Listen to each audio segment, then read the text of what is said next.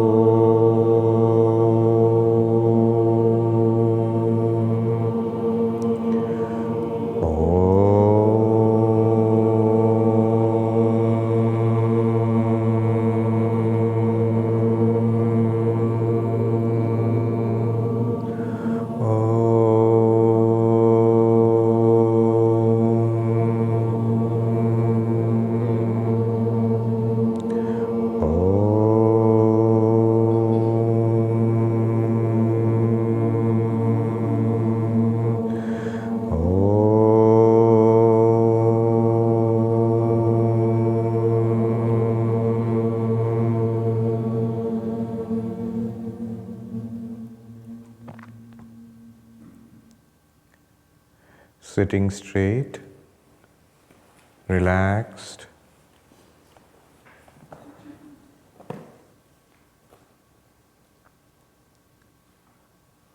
Gently open your eyes now. Notice that as you see, you're aware, we are conscious. And when we close our eyes, we cannot see anymore, but we are conscious. Clearly. Notice that whatever we hear, music, speech, noise, we are conscious. Whatever we smell, taste, touch, we are conscious. The perceptions are various, seeing, hearing, smelling, tasting, touching, very different. But in and through all of that, we are conscious. And in our minds, we think so many things, but we are conscious amidst all the thoughts. We remember memories, old memories, fresh memories, we remember. But when we are remembering, we are conscious. We are aware. Even when we cannot remember, if there is a failure of memory, we are conscious of that too. Consciousness does not fail. Feelings. When we feel happy, we are conscious. When we feel miserable, we are conscious. When we feel peaceful, we are conscious. Restless, we are conscious. Brave and confident, we are conscious. Anxious and fearful, consciousness is there. In all our moods and emotions, there is consciousness. In our understanding, we are aware, we are conscious. If we do not understand, we are aware, we are conscious. Consciousness is there. In all the activities of the senses, in all the emotions, in all memories, in all the sense of thinking, of understanding, consciousness is constant. In the sense of the ego, I am sitting here, consciousness is there. And as the whole waking world disappears into the sleep and in dream, we are conscious. We have forgotten the entire waking world. We have forgotten even our own bodies, but we are conscious of in our dreams. We have various experiences, dream experiences. And when the dream sees blank, that too is an experience, though we cannot express it either to ourselves or to anybody else in deep sleep. But we wake up and we own up to it that we slept. That is an experience, therefore there must have been consciousness there. There is consciousness in waking, consciousness continues in dreaming, and even in the darkness of deep sleep. Consciousness is constant. Amidst all the changes, note that consciousness does not change. It is not only constant, it is unchanging. Consciousness does not increase or decrease. Alertness of the mind can increase or decrease. You can feel dull, you can feel alert, but the dull is also recognized in consciousness. Alertness is also illumined by the same consciousness. Consciousness is not dull, consciousness is not alert. It is always there. Unchanging. Body goes through changes, birth and youth and middle age and old age and finally death. Consciousness is ever shining. The mind goes through changes, ups and downs, misery, excitement, exhaustion, energy, all of that in the prana, in the mind. Consciousness is constant. Unmodified, ever shining consciousness. In moments of deep concentration, the sense of I may also go away. But that is still an experience. So consciousness is constant. In waking, dreaming, deep sleep, consciousness is constant.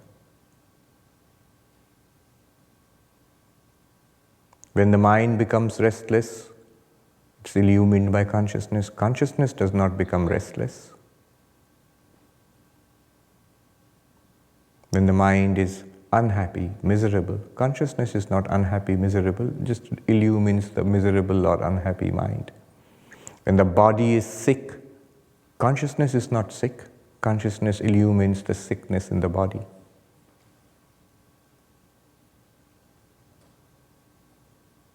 This constant shining consciousness, ever there, never not there.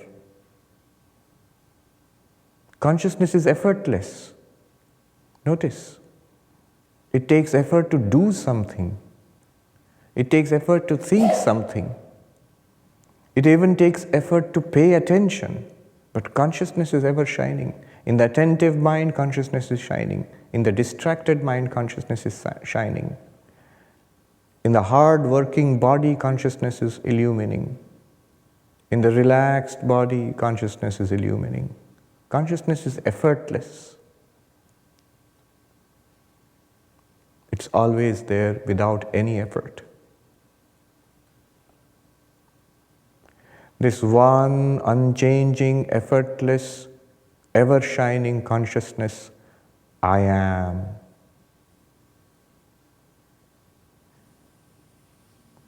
In this consciousness appears the entire universe of my experience. In this consciousness appears time and space.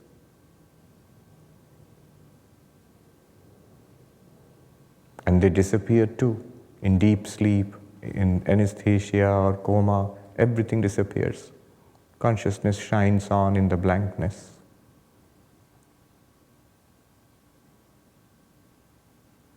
That is Sakshi, witness consciousness, that I am. Our bodies are different, our minds and personalities are different, our egos are different from each other. There are many bodies, many minds, many egos, but consciousness is one and constant.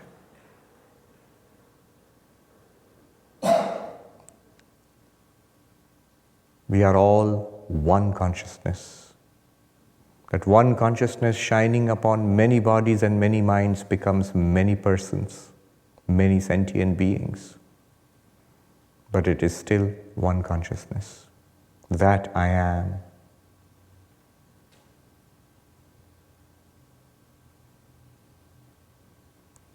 What does this consciousness want? Think about it. When we do not see anything, hear, smell, taste, touch anything, when we do not remember anything, when we do not think, when our feelings are neutral, in that absolute stillness, the shining consciousness, what does it want? Nothing. What is consciousness afraid of? Apart from my senses, apart from the testimony of the mind or the intellect or the memory, by itself, what is consciousness afraid of? Nothing. Apart from the world and the senses and the mind, can consciousness be restless? Can there be restlessness in consciousness? No.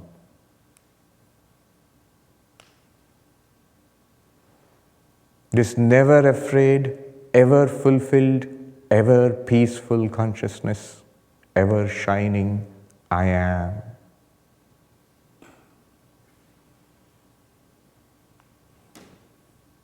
Now, when the mind becomes active, the ego sense appears, the intellect starts working, and gently we open the eyes, gently open the eyes.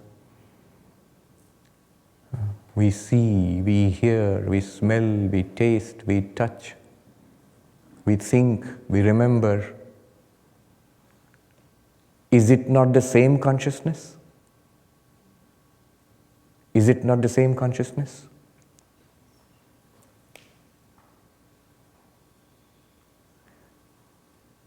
When our eyes are open and we are seeing, we admit we are conscious.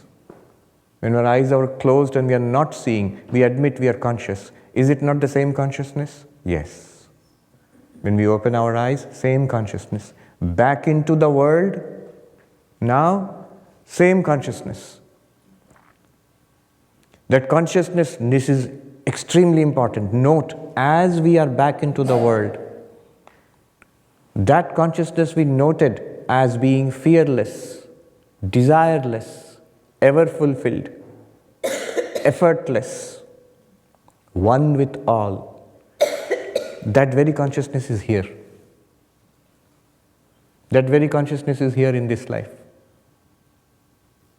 It always was there, and it always will be there. This is called Sakshi Chaitanya, witness consciousness.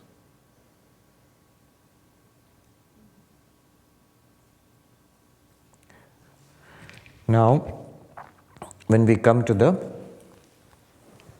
that's the end of the meditation. But the beauty of the non-dual meditation, when it's properly done, is that the margin between the meditation and the non-meditation is blurred. You notice there is no clear distinction between the meditation that we did and the life that we are leading now. The same life. Not so in other forms of meditation. You're doing yogic meditation, devotional meditation, mindfulness meditation. The moment, I'm meditating on Shiva, suppose. The moment I open my eyes and I engage with the world, that's gone. I am meditating on the breath, mindfulness. The moment I stop it, that's gone. But is the consciousness gone here? No. Can it be gone? What effort does it take to keep this consciousness going? What effort does it take to keep mindfulness going? A lot of attention is required. What effort does it take to keep Om Namah Shivaya going? Attention is required. Mantra going, you need attention. Consciousness going? Do you need attention? Not even attention. Suppose you're not attentive. Suppose the mind is scattered. Is consciousness going or not? Going. Yes. Effortlessly. But we have noted consciousness by itself is desireless right now. It is the mind which has desires, and those desires are superimposed on you, the consciousness. Consciousness itself is egoless. Ego is an activity of the mind, and that is superimposed on you, the consciousness. Consciousness has no fear. It is the mind which has fear, anxiety. Only when the mind kicks in, there is anxiety and fear. But the consciousness right now, even with the mind, even if it has anxiety, fear, desire, restlessness, consciousness is fully restful, unshakably restful. Not only restful, it is rest itself. Sri Ramakrishna, I don't know where this is, but a senior monk told me. He says, you know what your real nature is like? It's like your favorite pillow. Where you go back, rest back and relaxed. That's the Atman. That's the pillow not for just your head, it's the pillow for the entire universe, where you relax back into it. That continues now itself. There is no margin between non-dual meditation properly done and life itself.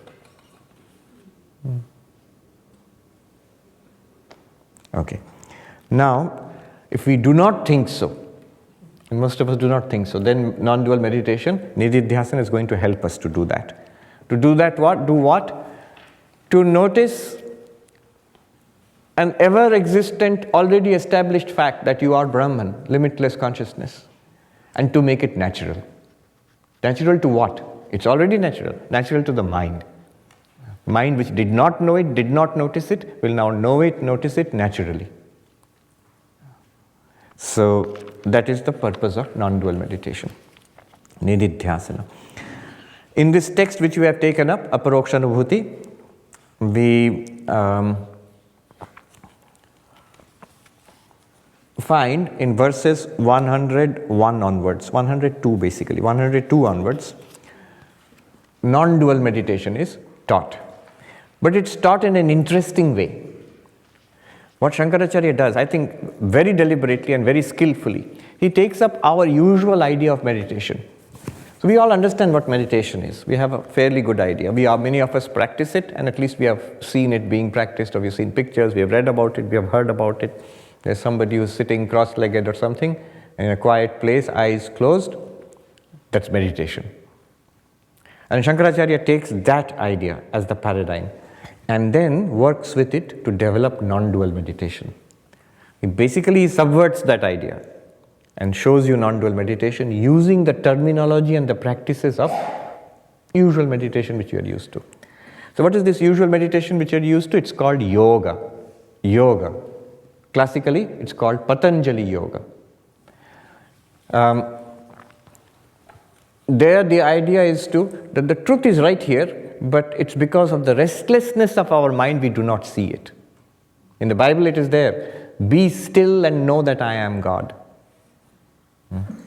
Stillness of the mind is required for meditation, for realization. Now in the Patanjali Yoga Sutras, Yogas Chitta Vritti Nirodhaha. Yoga is the cessation of the movements of the mind. Chitta Vritti, Chitta, mind. Mind. Just this mind which we are feeling right now. All of us internally. What is the vritti of this mind?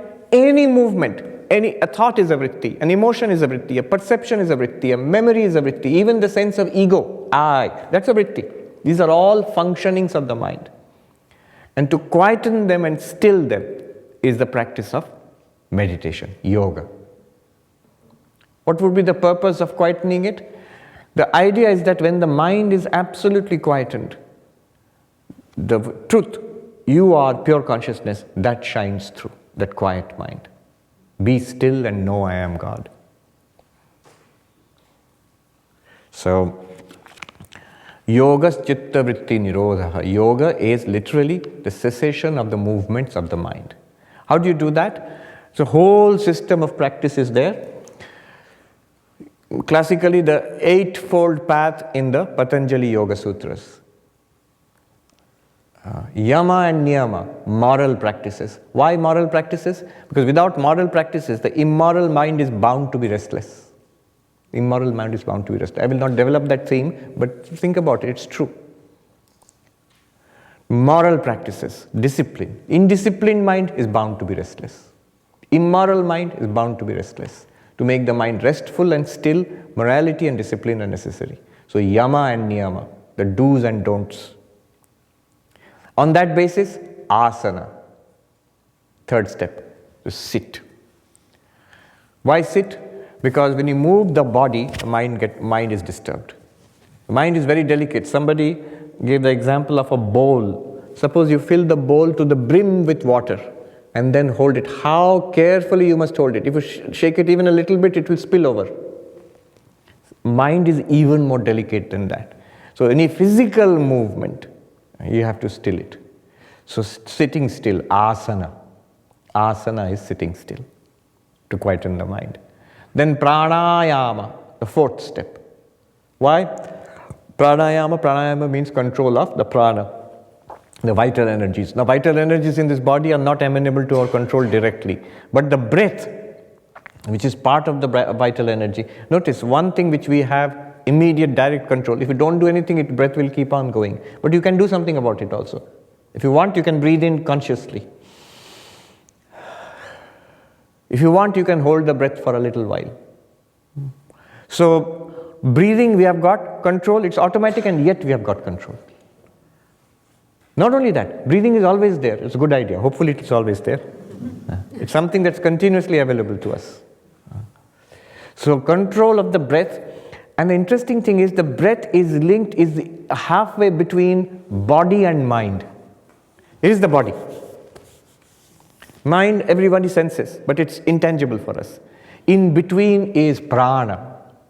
And the tip of the prana, which is available to us for direct perception for everybody, is breath. So control of breath is not all of pranayama. Pranayama is actually control of the entire prana. But breath is the one which we can catch hold of.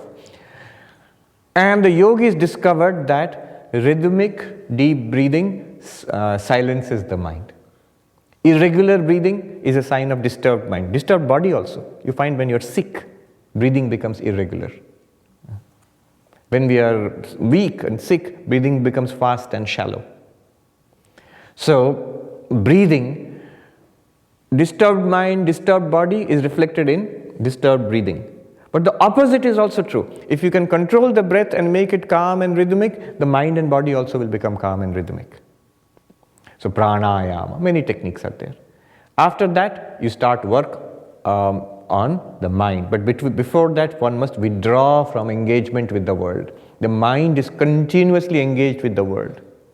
Through what? Through the gates of the senses. We see, hear, smell, taste, touch. So pratyahara, withdrawing the senses from the world. But how do you withdraw? I mean, you can close your eyes. You can plug your ears, but then the smell, taste, all of these are there. And touch, of course, skin is always sensitive. Basically, the idea of pratyahara is to turn the mind inwards. To give the mind a location, something, a mantra, a visualization, a deity, something to hold on to inwards. So it is pulled out from the senses. Now, I shall not see, I shall not hear, smell, taste, touch. Sit still, breathing deeply in silence. Pratyahara. Then comes the actual work of meditation. It has 3 steps. Dharana, dhyana, samadhi. So dharana is focus. Intermittent. Because when you try to focus, you will find the mind wanders. So there are these stages. You focus, step 1. Step 2, distraction. You don't try to get distracted. It will automatically happen. Don't worry. It will happen by itself. You try to focus, very soon there will be, within seconds, there will be distraction. Second. Third, mind wandering. When you get distracted, you hear something, and from there the mind goes to elsewhere. You have forgotten the mantra. The mind wandering, third stage. You don't have to do it. It just happens automatically. Fourth, recognition that the mind is wandering and I am not meditating. There's a recognition stage, fourth. Fifth stage, bringing it back to the object of meditation. So at the stage of dharana, focus, these are the 5 stages through which the mind cycles. Our effort should be focus, not mind wandering or anything like that. So what do you do? Focus. Mind is distracted, automatically it happens. Mind starts wandering, you recognize mind is wandering, immediately bring it back to focus. Don't waste time in, oh, this meditation is not for me. Oh, why is my mind wandering? I'm no good at this. That's another trick of the mind. The moment you recognize the mind is not meditating, bring it back. That's all. No need to worry. This is called dharana stage. Then as we keep doing this, mind will become deeper and deeper and focused and still in meditation. That is called dhyana. That is proper meditation in the 7th stage. And then finally that meditation will deepen into samadhi, the deepest absorption. And there are grades of samadhi. There are different grades of samadhi. 8. Now, from the yoga textbooks, Shankaracharya has added 7 more. All are helps to this samadhi. What is the goal? Samadhi. What is samadhi? Yogas chitta vritti nirodha, stilling of the mind. Then that I am the witness consciousness will become absolutely clear to you. So this is the yogic way. So what are the 7 he has added? Total 15 steps. Yama and niyama, the moral disciplines, 1, 2. Then 3, tyaga, renunciation. Number 4, maunam, silence. Don't speak. Number 5, desha, a proper place. Like this, for example. Like a shrine, like your meditation mat which you sit on. Number 5, number 5 is time. Isn't it 5? Yama, niyama, mauna, tyaga, mauna, desha, kala. 6 is time, proper time. There are times for meditation which are suitable. More suitable than. That's why we sit in the morning. Brahma Muhurta, 4 a.m. in the morning is good for meditation, or for us 7 a.m. When the night turns into day, when the day turns into night, in the evening, in midnight, in mid-afternoon, these are good times. Then, but not like this, 10 o'clock in the morning. Why? Because the world is busy now. Our whole physiology becomes busy. There's this story of one senior Swami of our order. So when he joined the order, Swami Akhandanandaji, the disciple of Sri Ramakrishna, he was the head of the ashram in Sargachi. And so this Swami was kind of a musical genius. He was always great at music, but like many geniuses, life was very scattered. So at 10 o'clock in the morning, he went and sat for meditation in the temple, because he had missed morning meditation. He said, I'm sleepy, let me sleep. When I'm alert, then I will meditate. So 10 o'clock he went and sat, in the morning. Swami Akhandanji was outside the temple. From outside he said, go and tell that brahmachari, the newcomer who has come, not to pollute the temple. Tell him to come out and water the plants, the water plants. Another monk much closer to our time. Around this 10 or 11 o'clock in Belur Math, our main monastery, sitting in front of the temple of Sri Ramakrishna, in the shrine of Sri Ramakrishna, meditating. Young brahmachari. And suddenly he felt something poking him. He looked around and he saw Swami Atmasthanandaji, who was the president of our order. At that time he was assistant secretary. He used to come for a walk at that time and he would have an umbrella, poking him with the umbrella. And he just said, This is not the time to sit and meditate, time to go and work. Kala. So that's number 6. Then asana, sitting. Mula bandha, those who have done, Mula bandha is yogic locks. Those who have done yoga asanas, they know that certain locks of certain muscles in the body are helpful, making the yoga asanas postures more powerful. Then deha samyam, posture of the body. Not just sitting. I can sit still, but I can sit like this. Posture of the body. Drik sthitihi, fixing the eyes. How much our mind is disturbed by the looking around of the eyes, fixing of the gaze. Then prana samyamana, which is pranayama. Then withdrawal of the senses, pratyahara. Then focus, dharana. Then dhyanam, atma dhyanam, meditation on the self. And then absorption, samadhi. 15. If you count, you will find 15. All right. Now what Shankaracharya has done here is, this is the crucial thing. In each of these steps, so to attain yogic samadhi, you need all 15, or at least all 8, Ashtanga Yoga. You need all 8, eightfold path. Or all 15, all together. You can't just say that I will sit and that will be samadhi. Anyone will do. Or I'll just breathe, and that's it, I will get enlightenment. No. All of them have to be done properly to culminate in samadhi.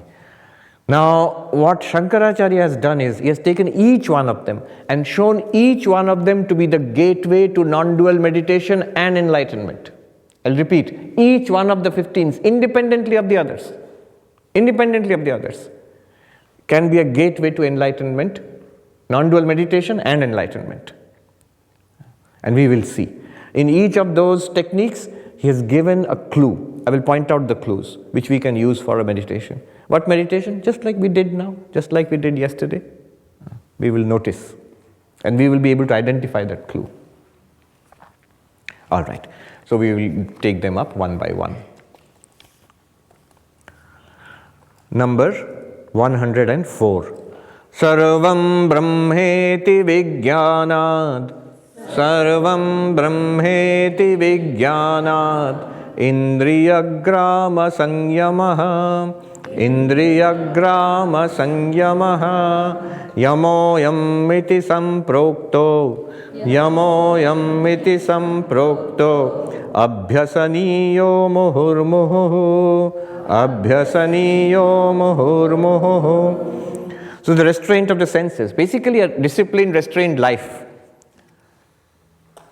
By means of the knowledge, all this is Brahman, is rightly called yama, which should be practiced again and again. So what is yama technically? In the Patanjali Yoga Sutras, the 5 moral practices, which is the basis for all spirituality, or especially for meditation. The 5 moral practices. 1 is ahimsa, non-violence. Non-violence. Violence, even justified violence, will disturb the mind. Then, truth, sticking to the truth, satyam. Then third, brahmacharya. Literally it means celibacy, but basically a controlled life, control of the senses. Then, aparigraha, asteya. Asteya means non-stealing, not taking what is not ours. And then further, aparigraha, even what can be ours, legitimately, not accepting. So somebody put it this way, see, if the government imposes a fine on you, you can't escape. $100 fine for something, you have to pay. It's no option. But if the government gives you an award of $100, you can turn it down. So what is coming to you legitimately, something good, you can do without it also. Aparigraha. So these are 5 practices, moral practice, and each one has a reason why. They're all connected to stillness of mind, peace of mind. Violence, disturbed mind. Non-violence, peaceful mind. Falsity, disturbed mind. Truth, peaceful mind. Brahmacharya, lack of brahmacharya, disturbed mind. Brahmacharya, calm mind, steady mind. The control of the senses. Then stealing, taking what beyond our needs. Appropriating, more than that, appropriating what is not mine legitimately, disturbed mind. Not doing that, being completely satisfied with what we have got, that is calm mind. And reducing our wants, making it simpler and simpler and simpler, not accepting from others, that is calm mind. Accumulate, keep on accumulating more stuff, more stuff. But what is the point of accumulating stuff? The idea is that the more I have, the happier I will be. No. More you have, you become what is called pack rat. You've seen sometimes unfortunate, mentally ill. I've seen both here in India, a homeless person, mentally ill. We've seen the tendency to collect things, rubbish basically. A bag full of rubbish walking around. We feel sad. It's all of us. We're all walking around with big bags full of rubbish. Actual items, stuff physically in our homes, and even more important, stuff in our minds. This bag full of rubbish we are walking around. Do not accumulate. So these are the yama. This is called yama. Now, what is the non-dual interpretation of this? Sarvam Brahmeti Vijnanad. Shankaracharya says, instead of going to all of that, notice that all of this is basically one consciousness, one Brahman. For this, you have to go back to yesterday's meditation. The clay and the pot. Some of you are thinking, oh no, not that again.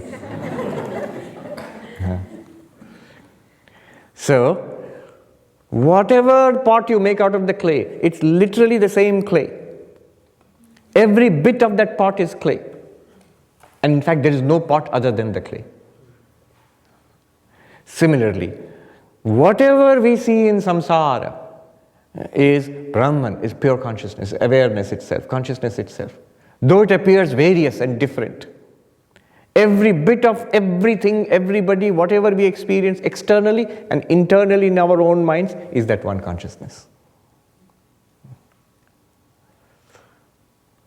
And not one bit different from that. Sarvam Brahmeti Vijnanad. Then what will happen? If it is all one consciousness, and what is that one consciousness? You, I, we are that. After we know that, after we feel that, we center ourselves in that, then notice the tendency to violence. Whom will you be violent with? You may have to do your duty as a cop or a soldier, but will you be internally violent? Because that's me. I am that. That person I am. Whom will you hate? Whom will you be aggressive about and be annoyed and nasty towards? I am that. The tendency to tell untruths. Why do we tell untruths? Either by that I will get something that I want, I can't help it, I have to tell a lie to get what I want something very badly. I'm going to lie for that. Or I'm afraid of something. To avoid pain and problems and trouble, I'm going to tell lies. Sometimes lies outright in court, in front of jury and just in legal setting tell a lie. Or a little white lie to avoid a little problem. Telling lies. But if it is one consciousness, I am deathless, I am immortal, what am I afraid of? Nothing. Whom am I afraid of? Nothing. That yogi, Alexander the Great came, his teacher, who was Alexander the Great's teacher? Aristotle or Plato? Aristotle, the story goes, told him that when you go to India, you get me a yogi from India. The story. There's some truth in the story.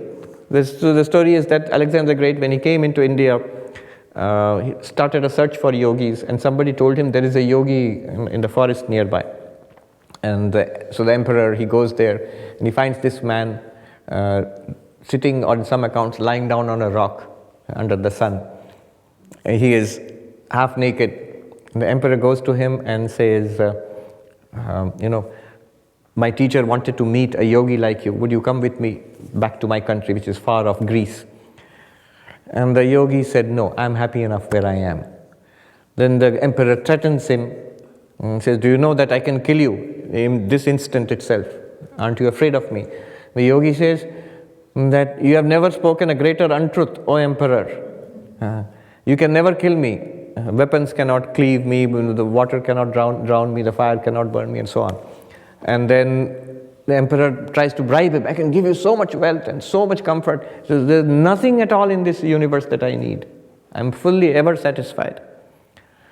Then the emperor is very impressed. He says, is there nothing that I can do for you, that I can give you? The yogi said, yes, you can move aside. You are blocking the sun. Yeah. So your ever-fulfilled consciousness. Why will you lie? Why will you break this restraint of the senses? I want to see, taste, touch, that, smell, whatever it is, the objects of the senses. But why? All of those are appearances of you. What is it that can tempt you in a dream? What is it that can scare you in a dream? In the midst of the dream, when we do not know it's a dream and we think it's reality, we get tempted and terrified. But when we wake up and we look back upon it, whether it's a good dream or a nightmare, we are neither scared nor tempted. Because we know all of it was me. I appeared as all those things in the dream. So, Satya, Ahimsa, Brahmacharya, non-stealing, Asteya, non-acceptance of gifts, aparigraha, all of them become natural to the person who sees this oneness of the universe in oneself, in one consciousness, the entire universe. Let's approach it one more time, directly with our own experience. Remember the sound of the bell? I am awareness, no doubt about it. Clear. Everything can be doubted except awareness, except consciousness. In this consciousness arises a sound, plays around and disappears. Now let me ask, what is that sound? Every bit of it must be consciousness itself. Just like every bit of the pot must be clay. It is consciousness through and through, though it sounds like a sound. And then when I open my eyes and look around the world, not only sound, I see forms, color, shape, I taste flavors, I smell fragrance, I touch hard and soft, hot and cold. All of them just like this sound.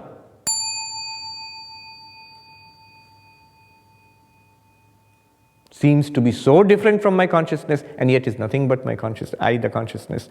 All of those forms, colors, sounds, flavors, tastes, touch, hot, cold, soft, hard, all of them are nothing but you, the consciousness. In this one universe, Sarvam Brahmeti Vijnanat, I am, Ahamevedam Sarvam. I'm literally quoting Shankaracharya. In the Ishopanishad, first line, Ishavasyamidam Sarvam. In this entire universe, it has to be covered with God. Isha by God, covered by God. Covered by God means, Shankaracharya says, you have to uncover. God is already there. You have to uncover. How do you uncover? Shankaracharya says, discover. To discover.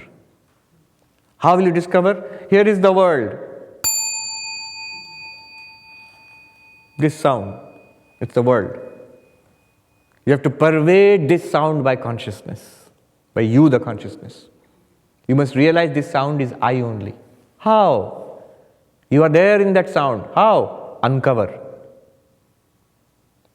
You are being covered by the sound. Uncover that sound. How? Discover. How? Listen to Vedanta. You will discover that I alone am this sound which I am hearing. I means I consciousness, not I Sarvapriyananda. I, the consciousness, am this sound which I am hearing. I, the consciousness, am the smell, taste, touch. I am the people I see. I am the animals and plants I see. I am the lake and the sky and the sunlight and the quiet and the noise and the bustle. All of that I am. Whom to lie to? What to hanker after? What to be afraid of? Where is their fear? What death is there for this consciousness? Body will die. Nobody can prevent it. Consciousness will not die. Nobody can kill it. You have been there. Bodies have come and gone. You have been there throughout. Civilizations have risen and fallen. You have been there throughout. There's a very nice bhajan. Jug Jug Mein Yogi. From age to age, I am a yogi who has witnessed the rise and fall of civilizations. Who is that yogi? Who is this great one? You. Oh, I am not a yogi, I am trying to be. You are. By your very nature, you are a yogi. You are pure consciousness itself. Now, from that perspective, you see all the truth, non-violence, self-control, non-stealing, non-accumulation, they become easy. They become natural expressions of your real nature. That's what Shankaracharya is saying.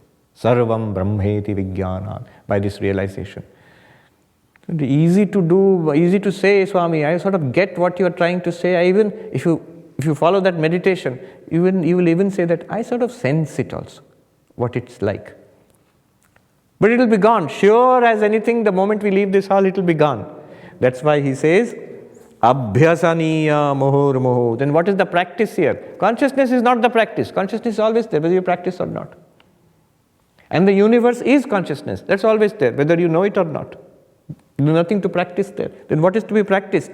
This recognition, this knowledge, this realization, this vijnana. He says this is vijnana. Abhyasaniya muhurmuhu. Moment to moment practice it. Practice it means bring it back to bring your attention back to this truth. Again and again and again. Asupte amrite kalam nayet Vedanta chintaya. Till you fall asleep and till you die. What will you do? Spend your time immersed in this knowledge. Spend your time immersed in this knowledge. Spend your time in Vedantic thought. What is Vedantic thought? These 15 techniques. These are not techniques, this is basically Vedantic realization in the garb of techniques.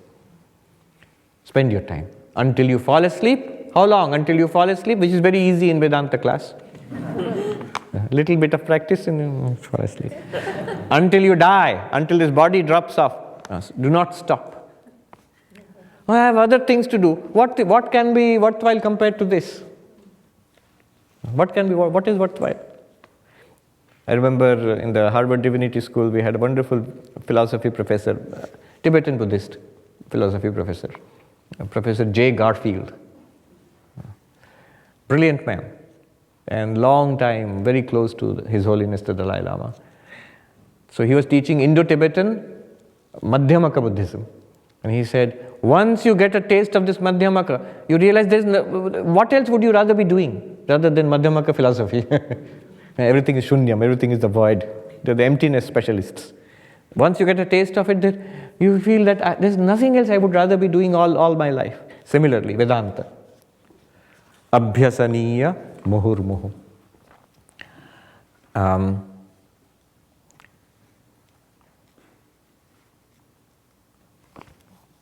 Let us do one more. Sajatiya pravahascha vijatiya tiraskritihi niyamo hi paranando niyamat kriyate buddhehi.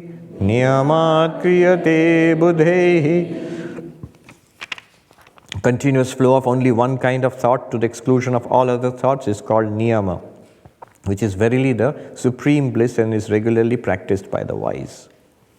So niyama. What is niyama? Another one of the moral practices, disciplines, you find in Patanjali Yoga. So the original meaning of niyama from the yoga, not the non-dual meaning. The original meaning of niyama is 5 practices. Shaucha, which is internal and internal cleanliness. Cleanliness is next to godliness, it is true.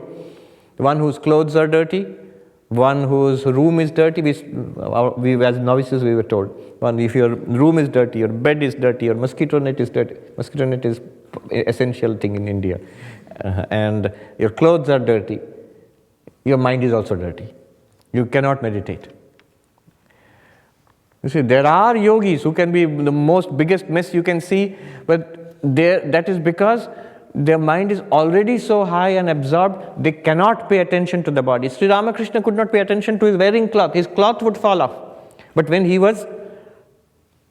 paid attention to the world, to the body, to the surroundings, he was most meticulous, most clean, most precise, and most demanding of everybody that they should maintain the highest standards.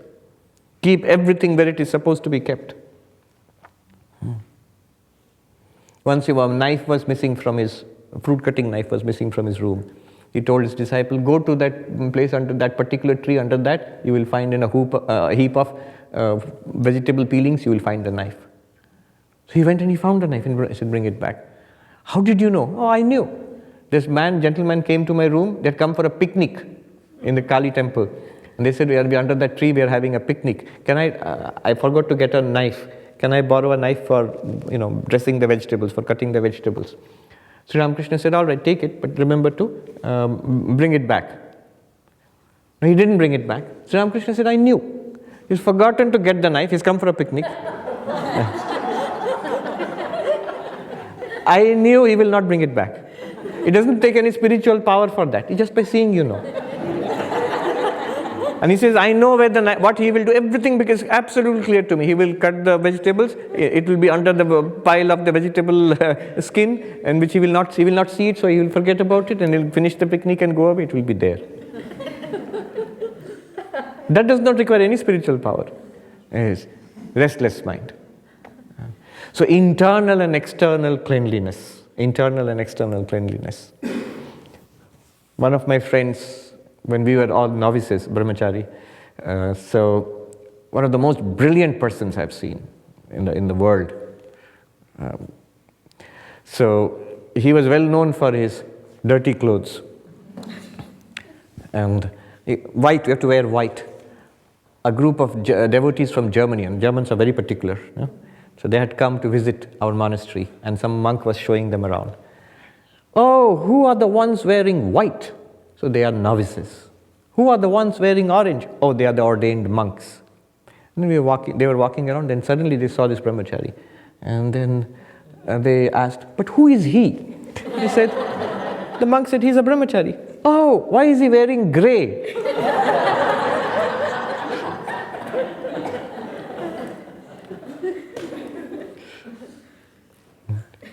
So, internal and external cleanliness. I wasn't too, and we all have to wash our own clothes, so I wasn't too good at it. I remember, as brahmacharis, you have to keep your clothes spectacularly white. And so another brahmachari was really good at it. And we used to joke.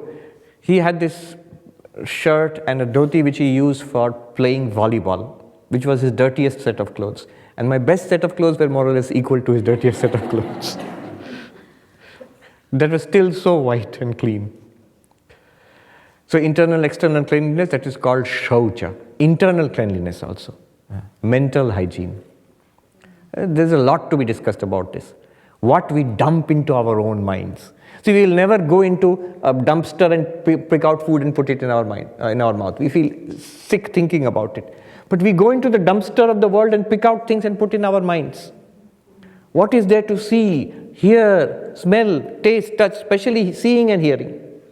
What we are seeing in the world, on TV, internet, books, magazines. What we are hearing from others, all sorts of negativities, dumping in the mind. No wonder the mind is sick.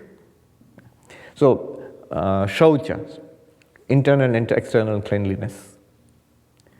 I remember one Buddhist monk, English, British, he was saying that, see, all these techniques we are learning from the Tibetan Buddhists, they're all good and what they're teaching us is true and right, but they will not really work too well with us. You're forgetting one thing. These monks who come from the plateau of Tibet, or now more and more from the monasteries in India, in the plains of India, or in Dharmasala, near Mysore and other places. From boyhood, they are monks. Imagine, in the icy plateaus of Tibet, 30, 40, 50 years they have led a very austere monastic life. And those techniques work immediately for them. But we have turned our minds into dumpsters. So they will not work so well with us. So we need that cleansing, inner and external cleansing. Then the second part of niyama is tapaha, austerity. Austerity. Like fasting, like a vigil, and many other kinds of austerity are there. Minimal, simplified clothing or simplified needs. What is the basic principle of austerity?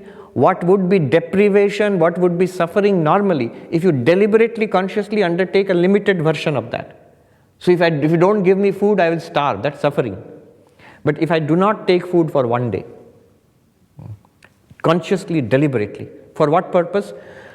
The body and the mind, more than the body, it's the mind which will demand food. Mm-hmm. And I say no. Because you don't need it. The body doesn't need it, mind also doesn't need it. It is it is an unruly, untrained, unrestrained mind, body, senses which are demanding it. I pull it back. You are there to serve me. These are instruments. Why should I be a servant to my own instruments?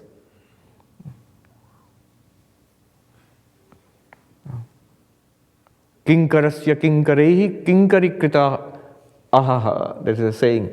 By the servant of my servants I have been made a servant. Alas, such is my fate. Who is the servant of my servant? My mind is my servant, and my senses are the servants of my mind. By the senses I have been made a servant.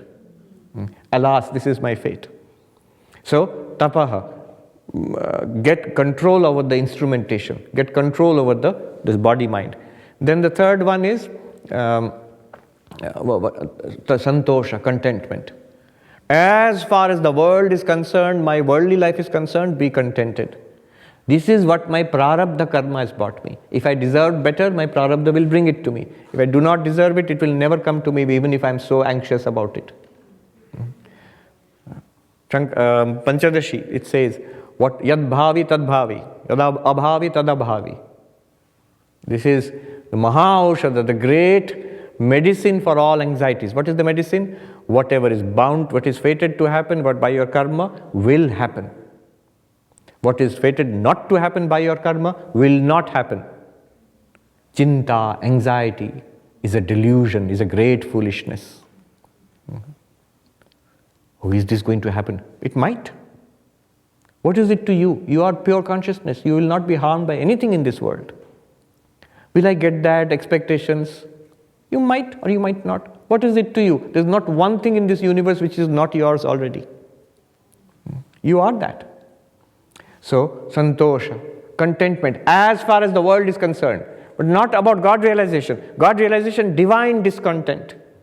When will I realize God? Sri Ramakrishna, Vivekananda, I have to realize God. Our situation is just the opposite. We are very contented about God realization. I have surrendered to the Lord. When time will come, He will take care of everything. Good. Then, now I am very busy and upset and troubled about the world. No, that is not honest. If you truly surrendered, you would be completely surrendered, first of all about the world, then about God realization. Then, Swadhyaya, Ishvara Pranidhana, regular course of Swadhyaya literally means Vedic chanting, but technical meaning originally. But now you can take it as scriptural study. Study, feed the intellect, the mind with holy thoughts, and then finally Ishvara Pranidhana, devotion to God in some form, worship of a deity, of God. So these are 5 are called niyama. And what he says is, no, sajatiya vritti prabhahascha vijatiya tiraskritihi. Vritti, modification of mind. Sajatiya, of the same kind. Vijatiya, of different kinds. Our normal state of mind is, our mind takes up various vrittis. Each vritti has an object. When I look at the bottle, my vritti is in the mind is about the bottle. When I look at the clock, my vritti in the mind is about the clock. When I think about my worries, my vritti in the mind is about something internal, worry. Now what are the objects of the vrittis? Bottle, clock, worry. Now each vrittis will keep coming continuously. If each vritti I make it about the same object, suppose Om, Om, Om, Om, Om, vrittis are coming in the mind. Each vritti is about Om. That is called sajatiya vritti pravaha. Literally it means a flow of vrittis with the same content. So any meditation, any japa will all be an attempt to have the vrittis about the same content. But here, what is the non-dual meditation? Bringing your mind back to again and again, I am the awareness. About the world, what will I do next? No, I am awareness. And it is easy because that awareness is always available, never not there. In fact, use whatever vritti comes to your mind. Bottle. I remember bottle. We had a monk who was very humorous, Raja Maharaj and Swami Sarvapriyananda ji. So once I was very sick in the hospital, as a young novice, and I had the IV bottle going into my veins, and I was lying there sick. So this Swami came to see me in the hospital, and he said, I'll tell you in Hindi and then translate. He said, "Arey kya bottle pakad liya?" "Oh, I see you have taken to the bottle, the IV bottle." I didn't understand. He said, "What do you mean, Swami?" He said, "When a child is born, baby, milk bottle. And then in youth takes to, whiskey bottle. And in old age, you take to this IV bottle. So now itself you have caught hold of this bottle." No, anything, the bottle, but this is appearing to me in consciousness. The clock, it is appearing to me in consciousness. My worry, that is appearing to me in consciousness. Bring it back again and again and again to this awareness. I am the witness consciousness. Sajatiya vritti pravahascha. Anything can be done, like you have a mantra, Om Namah Shivaya, for example. But there the problem is you have to remember, I have to chant my mantra. It's not always available to you. You have to remember, bring it up from your mind. But consciousness is always available to you. See, that is why mindfulness meditation, they anchor the attention on breath. Because breath is always available to you. In breath and out breath. But even more available than the breath is consciousness. Even breath is appearing to consciousness. You breathe in, but it is appearing to consciousness. Breathe out, it is appearing to consciousness. I, the consciousness. Sajatiya vritti pravahascha vijatiya tiraskriti. Make a deliberate attempt to say no to other vrittis. Not all the time, because you'll have work to do, things to deal with in the world. All right, we have time for a couple of questions. Yes, please come here.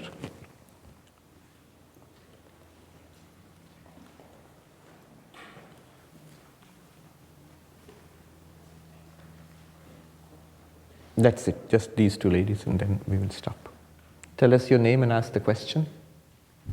Pranam Swamiji. My name is Kiran, and I have a question about experience and consciousness.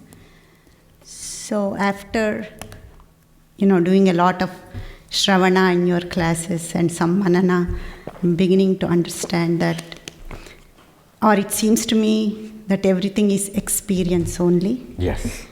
By that, I mean experience only sometimes feels like I'm looking at a flower, or sometimes I'm taking a walk.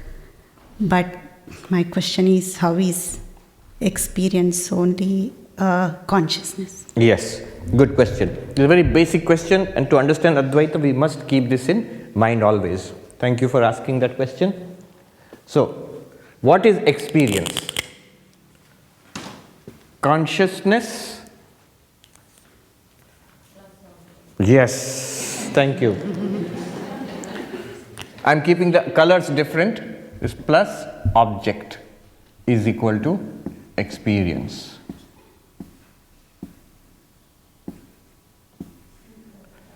C plus O is equal to E. This equation keep in mind. And notice in our experience, what experience? The sound. I heard a sound. This is an experience, but there are two parts to it. I, the consciousness, plus an object called sound, together gave me this living experience of hearing this sound. It's not just the sound by itself, it can't be. It is not just bare consciousness, then there would be no experience. Experience is consciousness plus object. Think about it, all experiences are like that. The objects keep changing. You see? Here is a bottle, here is a clock, here is some mental anxiety, food, activity. These are all objects. And each object will generate a different experience. Experience 1, experience 2, experience 3, and so on.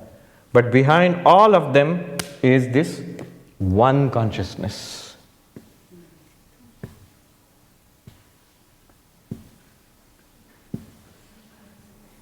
Consciousness is not consciousness 1, consciousness 2, consciousness 3. If you do that, consciousness 1, consciousness 2, consciousness 3, this is called Kshanika Vijnanavada, the Buddhist theory of momentary consciousness. And there are arguments to show why that is not a good way of understanding what's going on. So consciousness is constant. Who am I?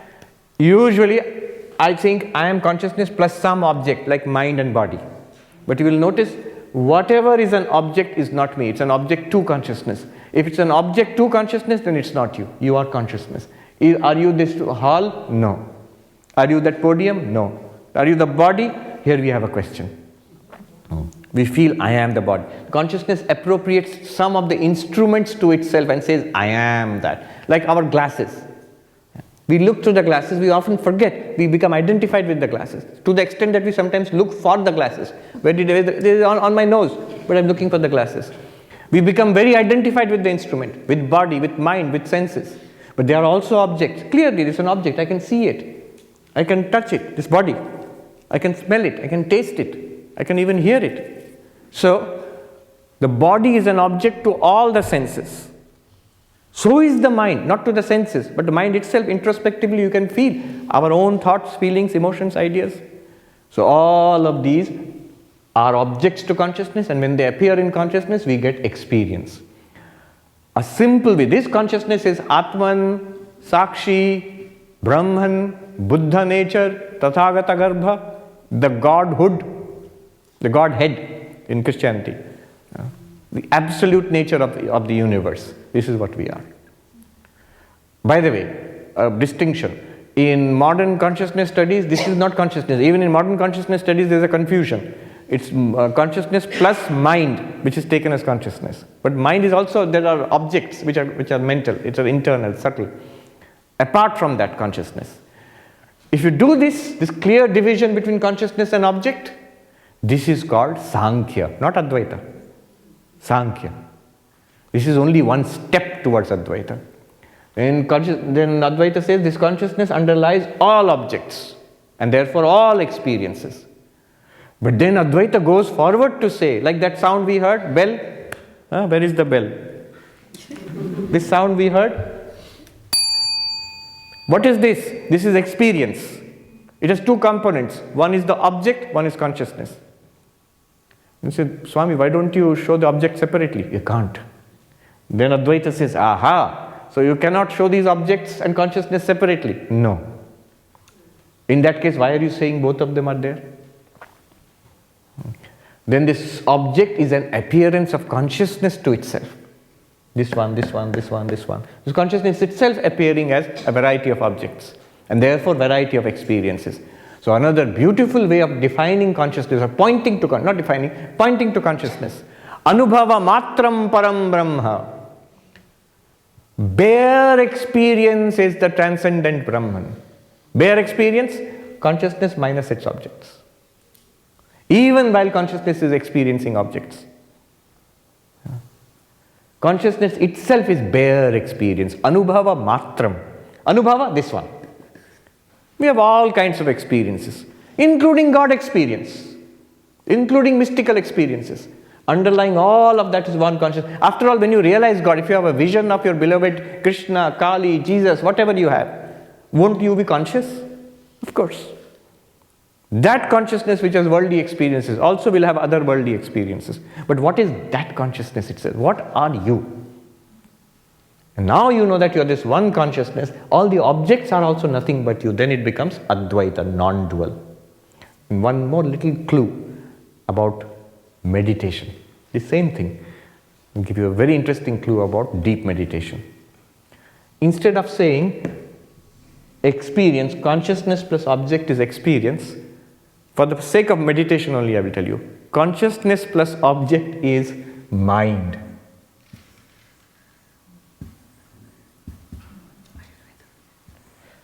Consciousness plus object is mind. How do you still the mind? Deprive consciousness of objects. This object is flying away from me. Deprive consciousness of objects. Then the mind will become consciousness itself. This is Chittam Chiditi Janiyat. Takaro Vishayadhyasaha. This I heard from a monk in the foothills of the Himalayas. I don't know the source itself. Chitta, which is the Sanskrit word for mind. Chitta. But in Sanskrit, something interesting happens. In the Sanskrit, what is chitta? You can write it as chit plus ta. You see the spelling? Chit is pure consciousness, Atman. Ta is object, Vishayadhyasa. And not only object, it's an appearance of an object in pure consciousness. I'll repeat it. Chittam, this chit, chittam chiditi janiyat. Know the mind to be nothing other than pure consciousness, Atman, Brahman. Takara, this consciousness plus takara means the ta, the sound ta, the letter ta. Vishayadhyasa is an imposition of object, is superimposition, is an appearance of object, of this pure consciousness itself appearing as an object to itself. Then this pure consciousness is called mind. Mind, intellect, all of that. Okay, one more question, we'll get done. This is a clue for deep meditation. When you try to meditate, what should our effort be? To drop the object. That's all. Yes. Pranam Maharaj, my name is Sangeeta. Picking up on two themes from yesterday's Vicharatvam done in the meditation, we saw clearly how the pot does not exist, it's actually the clay. And then in today's meditation, the recommendation is, with this clear understanding, we need to flow out into our daily activities and hold it. So what can be a solid, irrefutable reason once you have seen that the form is unreal and the Brahman exists perfectly fine without the form? What can be a solid, irrefutable reason to worry about the form or thereby even serve the form in some sense? As Brahman, you are experiencing the forms, right? But now you know that it is Brahman. So why would you even be concerned about the form? Why would you serve the forms? Why would you do anything for anybody in the world anyway? It's because you know that it's none other than Brahman. Earlier, why do you do anything for anybody? It's because you're trying to be a better person. It's because you're cultivating kindness and compassion, because you feel some emotion for others. Remember, all of them are contingent. The feeling of kindness towards others, for which people generally do out of compassion, out of kindness. One might not feel kindness. There are millions of people who do not feel compassion or kindness. One may feel just the opposite, hatred, and then seek to actively harm the other. It's possible. Not only possible, it happens in the world. Same person can feel kindness, love, sympathy, and then after some time might feel dislike and irritation and finally anger and rage and hatred. It happens all the time in the world. So the reasons for which we do good service, good things in the world, they are all very shaky reasons. They can immediately go away. And that is how you can see in the world. If it was an unshakable reason, irrefutable reason, then everybody would do good to the world. Because it's unshakable, irrefutable. But there is no such reason in the world. Only Advaita furnishes such a reason. Once you begin to see that it is Brahman, it is I, myself. The one reason is you never do harm to yourself. And then Advaita expands yourself to include the entire universe. That is the unshakable reason. So in the stage of this Advaitic inquiry, Maharaj, when one begins to see very clearly then that Brahman can exist well without the form, is this accurate or not? So the form by itself does not have any real value. By itself, but it never exists by itself also. It exists or it appears only as Brahman for the enlightened one. It exists by itself for the ignorant. For those who do not see Brahman or realize Brahman, his world exists. Now how do I deal with it? The unwise deal with it in hatred. The wise people try to deal with it with compassion, kindness and goodness. But Advaita provides that unshakable basis that when you see Brahman and still the form will appear to you, then what is that form? It is Brahman. It is the goodness of the ignorant which is always shaky. It has to be cultivated, it can be lost in an instant. But the goodness of the enlightened is never shaky. The same Brahman everywhere. Thank you. When you say form by itself has no value, but the form by itself is never seen, neither by the ignorant nor by the enlightened. The ignorant see the form, they do not see Brahman behind it. And the wise see the form as Brahman. Last question, yes. Yeah. Namaste Swamiji, my name is Sonali, and you've almost answered my question, which was exactly this, that the object doesn't exist by itself, independently of our consciousness, right? So it's an experience to our senses. Yes. And exactly like you did yesterday, the deconstruction or the collapse of the object back into consciousness. So the world is, an appearance to my senses through seeing, hearing, tasting, touching, and so on. And that is a vritti in my mind. And the vritti in my mind is an appearance in my consciousness, right? So can we just extend, so exactly like your formula here, we could even say it's C plus C equals C. Yeah. Ultimately. True. What is happening here is, it is actually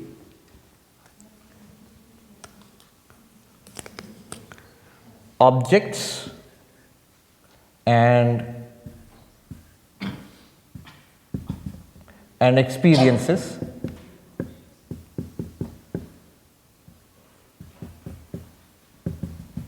all of it appearing in C. Right. Okay. Yep. Good. Right. So, Swamiji, can we just extend it to then say that actually we have collapsed existence back into consciousness? No. So this consciousness is existence. Yes. We have collapsed existing things back Yes. into existence. We have collapsed experiences back into experiencing consciousness. Right. So experience and the experiencing of it is the same thing. Experience and the experiencing of it are the same thing. Right. That is what Advaita Vedanta is doing is, here, sound is nothing other than the hearing of the sound. Exactly. Hearing of the sound is nothing other than the mental activity, there is a sound. Yeah. The mental activity, there is a sound, is nothing other than the consciousness which illumines that mental activity. This recognition. Good. This is a very direct understanding of Advaita Vedanta. Good.